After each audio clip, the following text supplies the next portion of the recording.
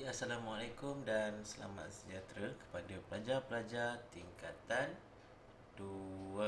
Okey, kali ini kita sambung dengan topik penyalahgunaan bahan iaitu 2.0. Okey, dalam unit ni apa yang awak akan belajar? Kalau kita tengok dekat situ, yang pertama, menghuraikan risiko penyalahgunaan bahan. Penyalahgunaan bahan. Jadi yang keduanya adalah mengaplikasikan kemahiran kecekapan psikososial dalam menangani risiko penyalahgunaan bahan. Yang ketiga, menilai faedah tidak melibatkan diri dalam penyalahgunaan bahan. Okey. Apa yang awak faham mengenai penyalahgunaan bahan? Jadi apa yang awak fahamlah? Awak fikir sejenak. Okey, saya harap awak dapat berfikir sekejap apa itu penyalahgunaan bahan. Okey, jadi kalau kita tengok dekat sini, penyalahgunaan bahan. Penyalahgunaan bahan seperti dadah, arak dan gam boleh menyebabkan ketagihan. Bahan-bahan ini boleh memudaratkan kesihatan dan menyebabkan seseorang hilang pertimbangan. Perbuatan ini juga salah dari segi undang-undang negara dan agama. Perbuatan ini boleh membahayakan penagih, keluarga dan masyarakat. Okey, apa itu penyalahgunaan bahan? Penyalahgunaan bahan yang dimaksudkan adalah penggunaan bahan yang bukan bertujuan untuk perubatan. Bukan tujuan untuk perubatan atau lain-lain. Dan penyalahgunaan bahan adalah bertujuan untuk menghayalkan diri sendiri. Itulah yang dimaksudkan dengan penyalahgunaan bahan.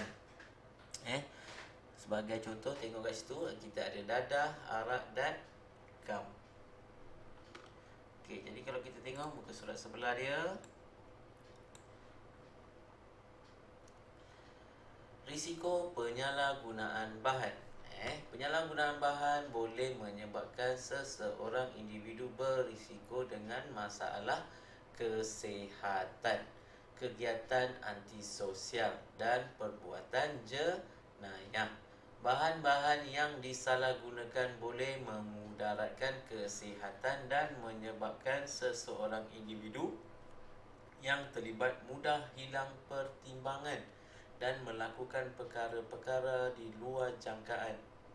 Keadaan luar kawalan yang berlaku akan memberi ancaman kepada diri sendiri serta orang lain. Okey, jadi kalau kita tengok kat sini, risiko penyalahgunaan bahan terhadap diri sendiri. Kalau kita tengok, yang pertama ni adalah dari segi fizikal. Fizikal. Apa risiko dia? Mempengaruhi sistem pernafasan, saraf jantung, metabolisme dan otot. Yang kedua, fungsi otak terganggu sehingga menyebabkan sawan, mata akan kelihatan merah dan berair serta hidung berhingus, perut berasa sakit, kadang-kala muntah dan cerit-berit sehingga menyebabkan berat badan terjejas. Tubuh akan menggigil akibat penurunan kadar metabolisme dalam badan. Penampilan diri tidak terurus dan tidak normal. Jadi ini adalah kesan dari segi fizikal bagi seseorang yang mengambil bahan bukan tujuan untuk perubatan atau lain-lain. Dia lebih kepada ke arah untuk menghayalkan diri sendiri. Okey. Yang kedua, dari segi sosial. Dari segi sosial, hilang minat dan tidak mempedulikan tanggungjawab terhadap diri sendiri, keluarga serta masyarakat di sekeliling. Keduanya, prestasi dan disiplin kerja akan merosot. tingkah laku dan sikap akan berubah daripada apa yang biasa diamalkan sebelumnya. Contohnya daripada seorang yang periang menjadi pendiam, tidak menghiraukan kesihatan diri, bersikap pemarah sehingga berlaku perpecahan, penderaan dan keganasan dalam keluarga. Lebih suka hidup menyendiri, disisih oleh keluarga dan masyarakat. Apabila awak mengalami ketagihan dari segi masalah sosial akan wujud dalam keluarga serta orang sekeliling awak, rakan-rakan dan diri sendiri. Okey, dari segi mental dan emosi pula dikenali sebagai kesan psikologi. Berasa seronok, terangsang, halusinasi dan khayal. Khayal ataupun halusinasi, awak bercakap seorang-seorang ataupun terbayang-bayang awak berada di bulan. Contoh. Yang kedua, yang ketiga, hilang kawalan diri dan pemikiran tidak berasa. Maafkan saya, hilang kawalan diri dan pemikiran, tidak berasa segan silu untuk melakukan perkara di luar batasan di khalayak ramai. Contohnya kencing, orang tengah ramai, pergi kencing tepi longkang. Berasa keluh kesah, gian dan amat menderita jika tidak mendapat bekalan bahan terlarang.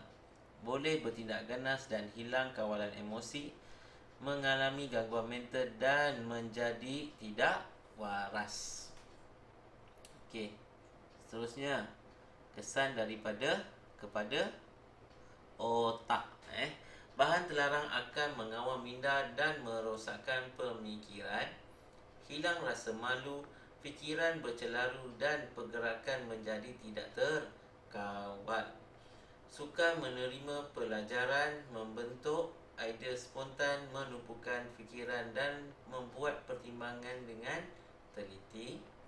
Yang terakhir, semakin banyak bahan terlarang dalam badan, fungsi otak semakin tidak terkawal sehingga tidak sedar diri dan seterusnya boleh mengakibatkan kematian. Jadi awak dah tak boleh berfikir dengan waras. Sebab apa? Bahan terlarang itu telah mengganggu sel-sel otak awak untuk berfikir sebagai seorang manusia normal. Okey, seterusnya hati.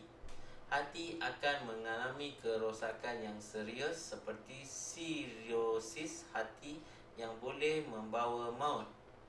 Mengurangkan kemampuan hati untuk berfungsi dengan lebih sempurna.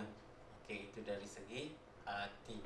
Dari segi saraf pula, merosakkan saraf-saraf yang terdapat di dalam tubuh badan, menyebabkan kecenderungan mendapat pelbagai jenis penyakit seperti sindrom Wernicke-Korsakoff dan kerosakan sel-sel otak yang seterusnya membawa kepada komplikasi psikiatri.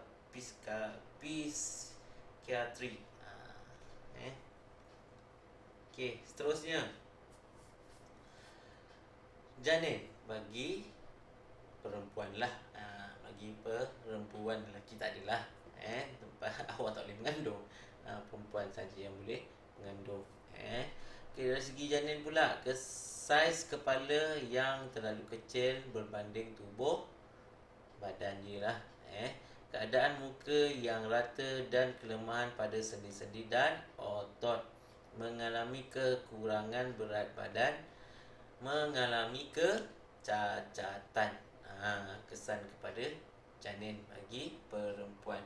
Okey, apa itu saya pergi balik semula lah. Komplikasi psikiatri ni adalah kecenderungan seseorang mengalami penyakit mental. Gangguan mental pula adalah kecelaluan mental. Tak boleh berfikir lah. Okey, untuk tugasan awak, saya nak awak salin. Ini dia, risiko penyalahgunaan bahan terhadap diri sendiri. Salin dekat mana? Salin dekat buku nota pendidikan jasmani. Okey, lepas awak salin, awak ambil gambar dan hantar secara personal kepada saya. Okey, saya harap awak jelas. Okey, pada kita akan jumpa kelas kita pada hari Khamis. Okey, pada hari Khamis saya akan habiskan untuk topik ni. Lepas tu kita akan buat sedikit latihan. Latihan lah. Lepas latihan, lepas kita buat latihan tu, saya akan buat tutorial dari segi latihan tersebut lah, cara menjawab ataupun kaedah memahami soalan. Okey, jadi saya harap awak jelas untuk kelas pada hari ini. Kita jumpa pada hari Khamis. Okey, itu saja daripada saya. Sekian, terima kasih.